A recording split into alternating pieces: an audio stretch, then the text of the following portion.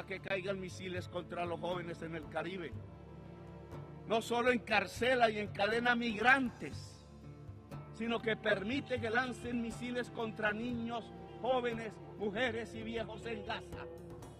Se hace cómplice del genocidio porque es genocidio y hay que gritarlo una y otra vez. Este recinto es testigo mudo y cómplice de un genocidio en el mundo de hoy. Welcome back to another video. As always, thanks for being here.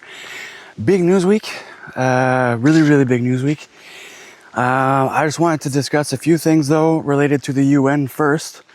So last weekend there was a UN assembly in New York City, and I'll start with the first speech, which was Netanyahu's speech. Didn't expect much from his speech, except there was a massive walkout actually on his speech. So they waited until he got on the podium, and I want to say 90% of the delegations stood up and left. And the only two that I could see, there was a few others, but the two main ones that remained were obviously Israel and the United States. During Netanyahu's speech, nothing new. Talked about Hamas, talked about Israel's ability to assassinate political figures and people of importance throughout the Middle East, and further directed blame to the countries of the West that have and or will recognize Palestine, and said that there will never be a two-state solution. In other words, there will never be a Palestine or Palestinian state. There will only be Israel. So yeah, didn't expect much. Nothing really of note other than the walkout during his speech, which was good to see. The other bit of better news relating to the UN is Colombian's president, Gustavo Petro. And Gustavo Petro is a man that, to be honest, I didn't know much about. I knew that he was like on the left, more on like the socialist side of things, and has made massive improvements into Colombia's infrastructure. And his speech was fantastic. If you haven't listened to it, it's not that long. It's about 11 minutes long. Highly recommend it. He talked about Israel, talked about the United States, denounced both nations for their continued war crimes in Gaza.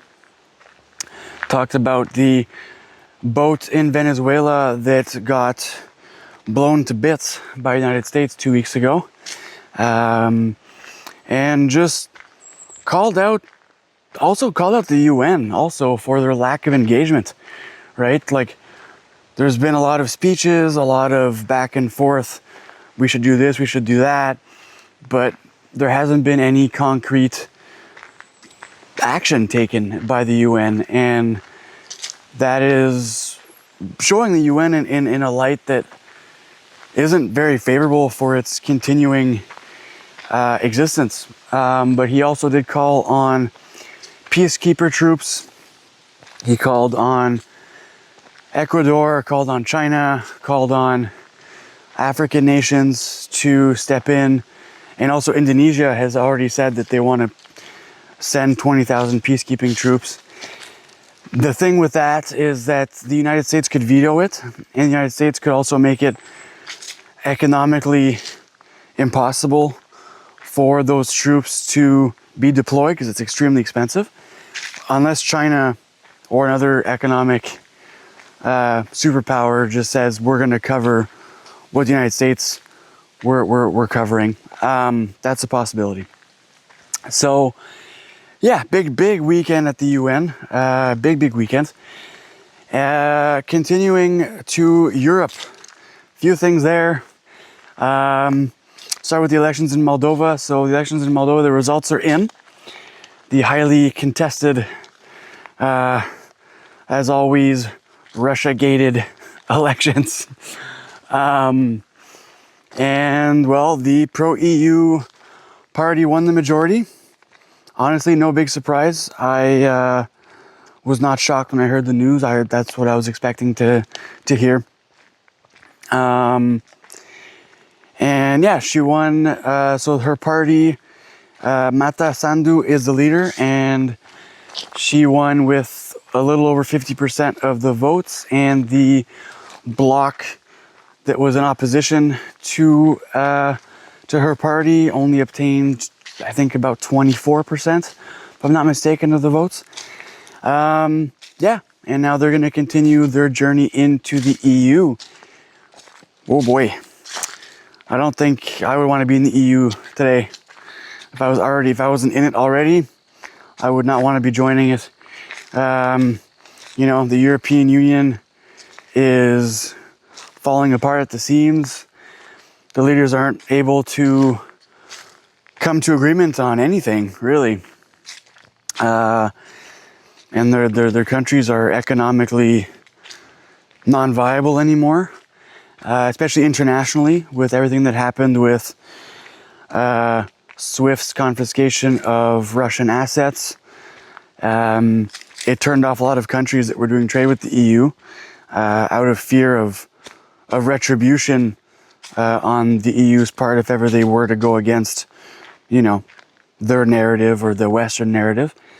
And so that's not good for the EU. But, you know, who knows? Maybe some miracle can happen. Maybe they'll find a genie and they'll be able to wish all their problems away. But so far, that's not looking like it's a reality. And so the UK, Keir Starmer, who actually polled as the most unpopular political figure and leader in the UK's history, polling it minus 66%. No idea what that means. I don't know who polls, who calculated this, but that's not good. It falls in line with, you know, Liz Truss and Boris Johnson and all the other ones, but man, yeah, not popular. He wanted to pass a law that would require you, if you were either a citizen of the UK or wanting to move to the United Kingdom to work, you would need to get a digital ID. Wow, that's pretty scary. What that digital ID would do is pretty much control your ability to speak out on the government, pretty much. I mean, if you spoke against the government, or if you spoke against, you know, a policy of theirs, or if you attended, God forbid, a Palestinian protest, you could get your worker permits revoked, you could get fined, you could get your bank accounts potentially frozen, like, you name it. And that's what he's trying to pass at the moment. I don't think it's going to go by. I really hope it doesn't pass, because I think that's going to be the end of the United Kingdom if that goes by. They're already, you know, looking at IMF bailouts. So if you add that on top of that, it's a really, really depressing Sunday for the United Kingdom if that happens. But we'll see. We'll see. It still has to go through a lot of legislation and a lot of steps. Oh, dang. Gardener snake. But yeah, so it's looking really bad for Europe and the West in general, right? I was listening to one of my favorite channels called Dialogue Works, and the host, Nima, was mentioning that there was a poll in the United States done recently that showed that the youth from 20 to 30 years old are not in favor of Israel at all in terms of their involvement in the world, and especially in their involvement inside of their own country with AIPAC. And they do not want to give or receive money from Israel. So that, I believe, is scaring Netanyahu, and it's scaring Israel, because they rely on the United States more than any other country in the world for arms, for, I think they receive, last I checked, and I could be wrong on this, I think it's $300 billion a year, tax-free, every year, to do whatever they want. You know, no questions asked, and that's now threatened by you know, the younger generation, and that is definitely scaring the Zionists, because without the U.S. backing and U.S. support, their influence in the world, in the UN, in international relations, their political cover is pretty much gone. So it wouldn't be bad for the world, bad for them. So we'll see what happens. And that's pretty much the news. I mean, there's a lot more that have happened, but I don't want to make this video an hour long. But thanks so much for tuning in.